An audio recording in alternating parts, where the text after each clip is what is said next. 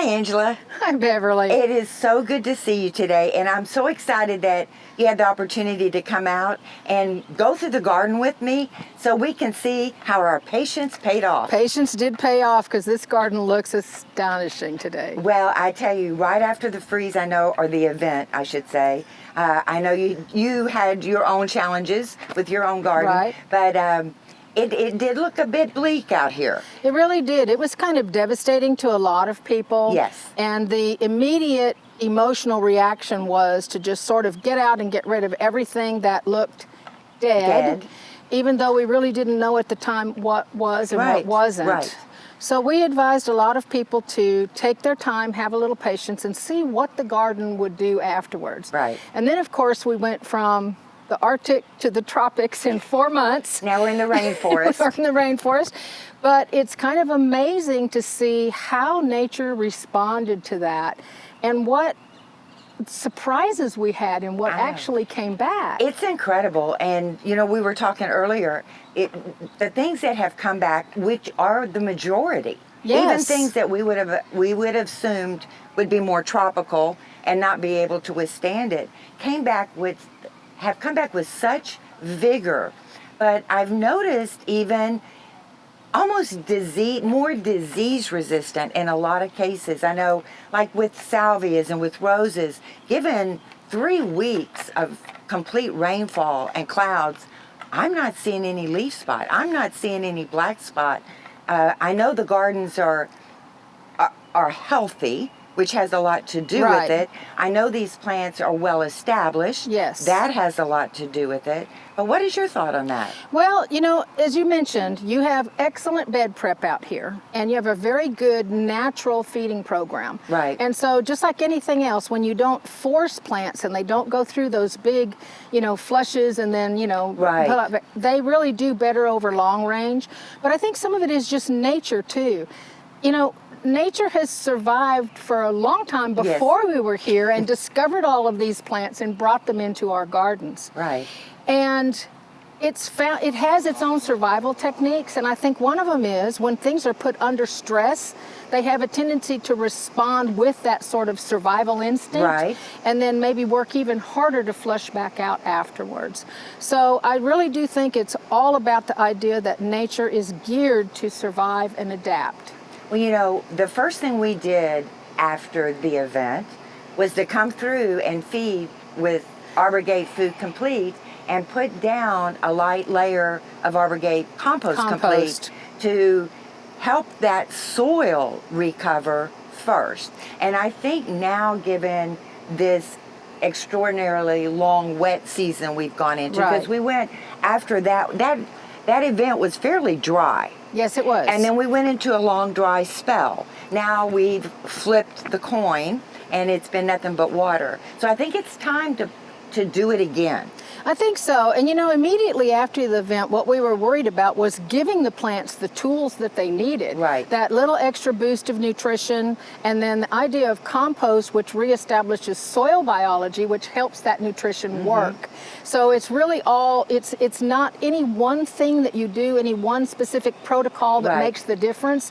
It's the idea that what you're doing is giving nature the tools to make everything work and have everything that they need to be able to make that boost of new growth. Okay. Well, if you don't, let's take a look. Let's do it, because this is really amazing. Pretty incredible. One thing that screams at me, you would have thought any succulent would not have survived that. That Mexicana sedum is indestructible. That Mexicana sedum we should be using more. Yes, we should. Number one, it's a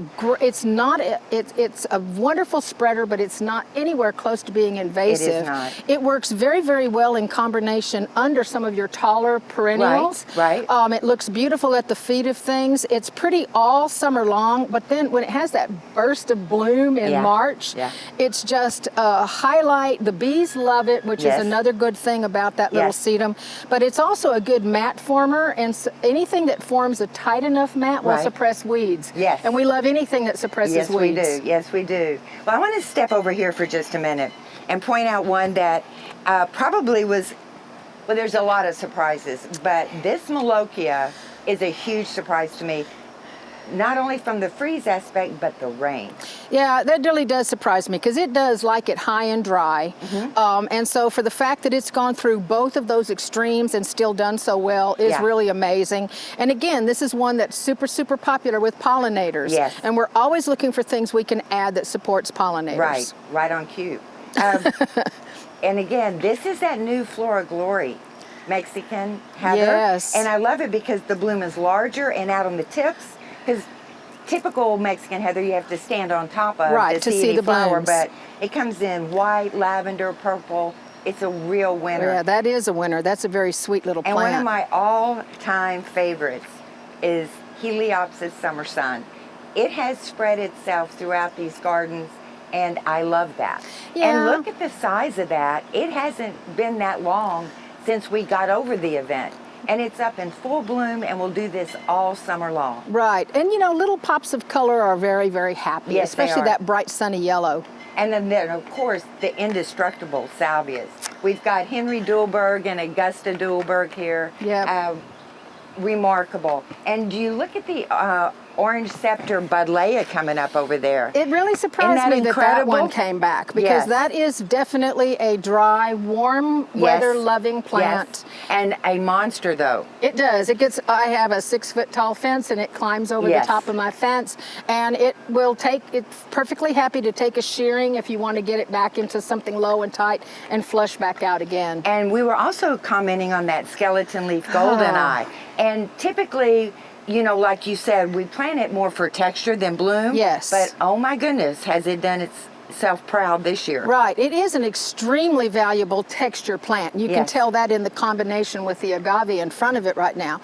But in most years, it's what we would consider a shy bloomer. Right. This year, it's not No. bashful at all. Nobody's shy this year. Oh, it's wonderful. It is wonderful. And then, of course, the Justicia Orange Flame coming up right beside it. Yep. And, of course, as always, these are all my favorites. So Yep. what can I say? And speaking of favorites, these rain lilies. Do you not, I mean, how can you not have a rain lily in your garden? You really can't. Everybody that knows me will tell you that one of my favorite sayings is you can never have too many rain lilies. And the reason I say that is they're such a mannerly little bulb. You're right. You don't really have to allot space in your garden for the rain lilies. You can do exactly what you've done here where they're sort of pegged out and spotted through the garden. Some of them are cedars, and so Right. you can just sort of let them seed themselves happily across the garden. But they'll come up and have a wonderful flush of bloom. This is just such a happy little look Yes, at them waving yes. in the breeze this morning. And then they'll go back down, and then they Mm-hmm. kind of don't take the shine away from the other plants in the garden. And they just kind of return in those very sweet flushes. Rain lilies come in a myriad of colors. Right. There's more than one form of the tubular flower. Right. This one happens to be one of the larger ones, but they're just the sweetest thing, and just put them in your garden and just let them go for years Yep. and years and years. Well, and of course, you can't not have a back-faced kufia. Yeah, that is one of the sweetest of the kufias, and such It a is. great color, that purple And that and beautiful, red well, combination. You know, how can you go wrong with purple? Exactly. It's always there. And then these are the remnants of dianthus that went through the freeze. Now they have lasted surprisingly long, but I know it's because of all that cool, rainy weather that we Right, had. and the fact that we had cloudy days, and so Yes. that kind of gave them their relief Yes. from the heavy sun. Yes. But they're still doing remarkably well considering. Yeah, and the Bass Pink, they'll stay with us all summer. Yes, they will. Yes. And then return blooming again as soon as it gets cool. And aren't you surprised at the clerodendrons? I'm surprised any clerodendron made it, and that one's made quite an Yes. impressive return in the short period of time. It has. That's the Wallichii, the white waterfall. Again, one of my favorites Yes. because I love white. Yes, and that bloom is just wonderful. It's It's called remarkable. White Waterfalls for a reason. It is.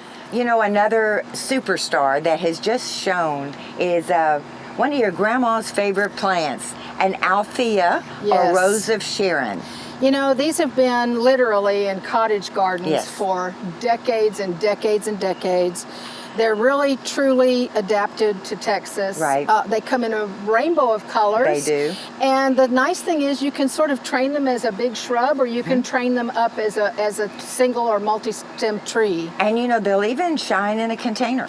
They really do. And just like I say, this thing is so loaded with buds that it would be hard to describe. I mean, just standing here, I can see dozens and dozens of them. Covered. So it's going to be just happy. And this, I happen to like this bright white. I love the little shredded center, and it's a good offset to the other colors in the garden. Right. White always gives you that little bit of contrast. Yeah, and gives your eye kind of a rest. Exactly. It's like having a green strip in there. And it's cooling. It very much White is is cooling. And you see it at night. Right. That's what I love about a white garden, Yep. is the night.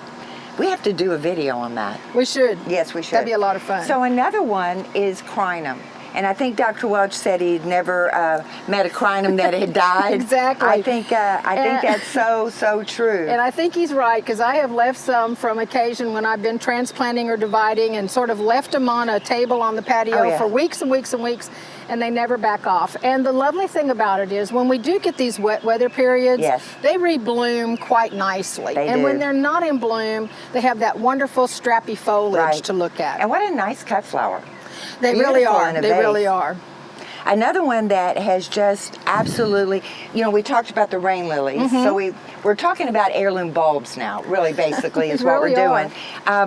The natalensis, the glads, the parrot glads, they are just coming off their bloom flush, but that vibrant orange with that lime green throat, they have naturalized themselves again all through these gardens. I love them. And we often talk about plants that are really companions. Right. And the reason they're companions is they're not necessarily the superstar of the garden or the backbone of the garden all year long, but they have their bloom season and they're gorgeous in that bloom season, and then they sort of take the background later on. And it's always nice to walk out and see something new pop up in your garden. Well, that's just it. There's narcissus. There's all kind of bulbs in these gardens. I couldn't tell you where they are. Right. And even which ones. Yep. But like you said, it's always such a great surprise to walk out and go, oh, look. Yeah, it really is. Yeah. They belong in every garden. Yeah. So another one that we need to talk about is yarrow. And I think this is kind of a misunderstood plant, if you will, about its growth habit and maybe how you should treat it. If you remember when we planted this garden, I think we put one gallon pot down. And a lot of people don't think yarrow's going to do well for us because, again, it's one of the ones that likes everything high and dry, very good drainage. Right. But even in this raised bed right here, just because the soil is so well composed that it has that excellent drainage, lots of aeration, it's happy enough that it can go ahead and spread and they get nice and thick. The foliage smells good when you crush it. Yes. That's something that I kind of like about it. It comes in several different colors, and it's just a really good plant to have in the garden, and another one that has that mat forming, weed suppressing activity. Right, and it's a great texture. It is, that feathery texture. And the coneflower, the salvias, the butterfly weed, the Turk's cap. They're all here. They are, and it's such a good color combination too. It's just, not a single color dominates the garden. There's something for your eye to rest on everywhere you look. Well, let's go do some more exploring, and I'm so glad we followed our own advice, and we're patient. Patient.